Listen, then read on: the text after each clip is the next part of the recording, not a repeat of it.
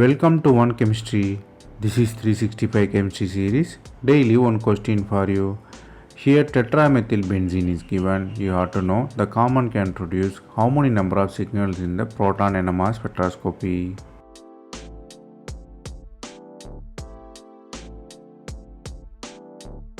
Before analyzing the NMR signal, you have to know whether any plane of symmetry present inside the molecule or not. If you look at it, the molecule has one plane of symmetry which is across the paramethyl groups. So the mirror plane reflects exactly same opposite side. So the atoms in the opposite side will have same chemical shift. So more symmetrical means less number of signal.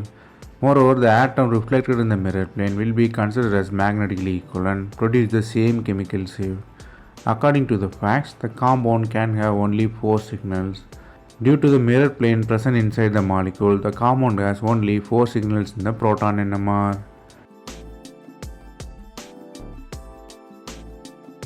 That's all from this video. Thanks for watching.